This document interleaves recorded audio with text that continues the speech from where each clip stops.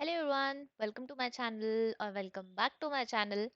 So today we are going to do lead code contest first question which is there. So let's get started. So first we will be reading this question and then we will be going ahead that what approach could be there as per the question, and then once the approach is finalized then we'll go ahead with the coding part. So you are given a string S consisting of only lowercase English letters.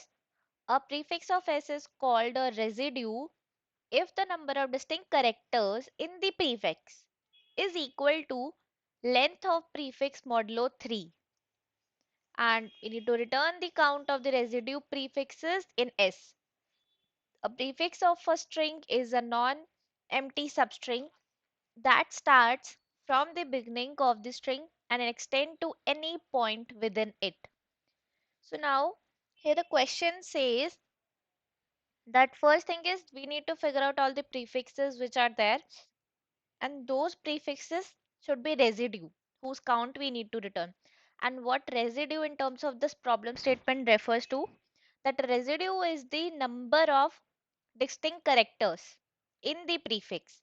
Basically the prefix which we will be choosing, in that the number of distinct characters which will be there, that should be equal to the total length of the prefix which is there and modulo 3. So if that is the scenario, then we will be simply adding up to the count, and at the end anyhow we will return the count. So going ahead with the same, okay, here only I'll draw. So first input which is given to us, that is s equals to ABC. Now how things are there is, now first prefix will be a. Okay, fine, we will be taking this first prefix and its length which will be there, so that is 1, and modulo 3, so we will be getting 1, and we know distinct characters in that prefix, that is also 1, so that 1 equals to 1, that condition is true, so our count we need to increment. Now in that we will be appending b. So now number of distinct character become 2, and when we do length of the same, that is 2, and we do modulo 3, so we will be getting 2, right?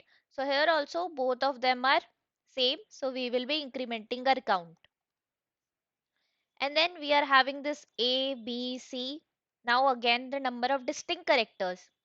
Here are distinct characters which are there, and here basically the modulo answer which is there. Fine.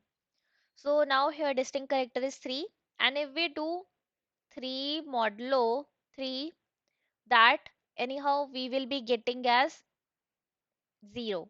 That means both of them are not equal, right? So here count won't be incrementing, and that's why at the end we will be returning the count which is here equals to 2, and this thing we will be going to return. That is what all will happen in this case, where this, now the whole question says to do something like this only, that whenever we are having, means any prefix which is there, this is the prefix and we are appending then ab's prefix of abc, then abc whole as is also prefix of this abc, right? So the number of distinct characters which are there, we will be simply putting their count there, and then we will be doing the modulo with the length of this prefix which we are actually checking, rather than the length of this thing. So when that modulo of that length and the distinct character are equal, so we need to increment count. This is what this question says. Now let us go with the second example also. So the second example is about DD. So distinct character count and modulo answer. So if we take just D, here distinct character count is 1, and if we do modulo with the length, that is 1 modulo 3, so that will be coming out to be 1. So here we see 1 equals to 1, right? So that's why we will be incrementing our count. Now if we take both DD, now number of distinct character is only 1, because here if you see this D is duplicate of this, right? So that's why anyhow we will be taking this as 1. but the length which is there, that is 2 modulo 3 when we will be doing. So then what will be our answer? So in that scenario, the answer will be completely different than 1, right? So again, whatever we will be getting, it won't be equals to the same.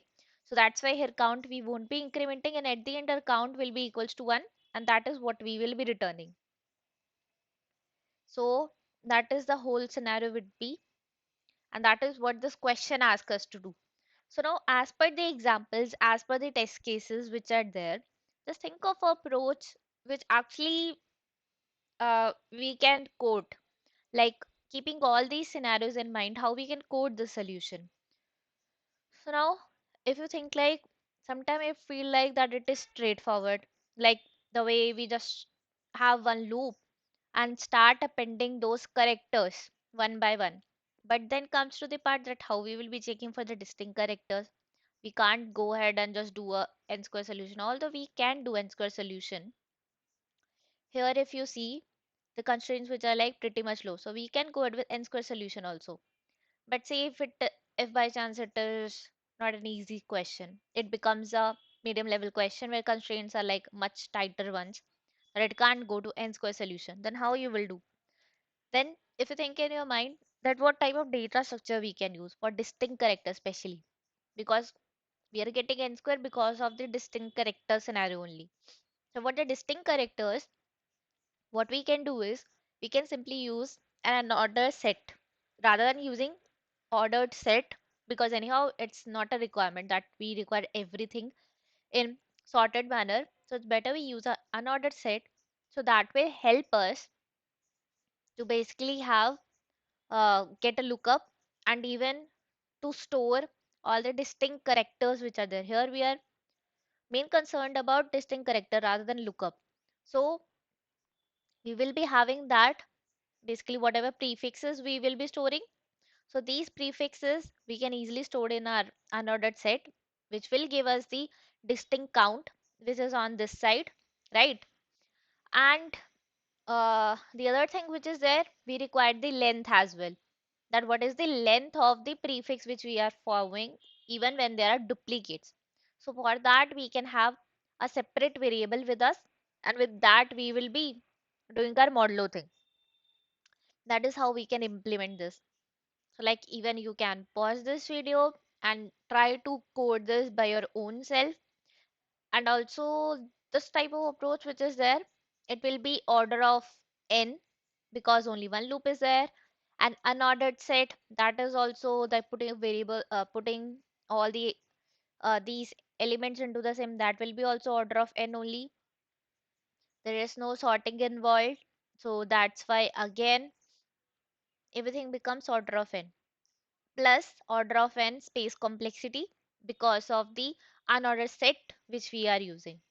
So now you can pause and take your time and code this solution. Uh, and once you are back, let us now start with the coding part. So now how we can code this particular will be, so another set we will be taking, then count will be equals to 0, which we need to return as our answer. Then we will be traversing this particular string which is there. We will be putting each and every character once we are traversing to this particular unordered set which is there. And from that, whatever the size of that unordered set will be there, that will give us the size of the prefix. Basically, not the size of the prefix, basically the size of the not you can say size, but about the number of characters, distinct characters which are being stored in this prefix, that this thing will give. And about the length of the prefix, because we know that every time we get to some I, we will be putting into this prefix, right? So it's better we can, and also we are starting from I equals to 0, so that's why we are adding a 1. So this will give us length of that prefix. And then now we have the left hand side and the right hand side is this one, basically this thing I'm saying. So length modulo 3, whatever will be there, if that is equal to distinct, then we will be incrementing the count. And then at the end, we can return the count. So this was all for this particular. And now about the time complexity which is there. So that will be order of n, and you guys know how. That is because of this loop, and anyhow this is part of this thing only, and nothing other operation are being done, which will create a more time complexity and space complexity. That will be order of n, because if you see this unordered set which is there, that is using good amount of space in the basically even in the worst case scenario, it will be storing all the elements. Like this is that worst case scenario where all the elements are being stored, and here n refers to the size of the string which is there. So this is how the space complexity, time complexity will be there for this particular solution. And if we now submit this, hmm, it got accepted. So yeah, this was all for this particular question. Now need to go ahead with the, okay, I'll create another video for the second question. Yeah, this was all. Thank you.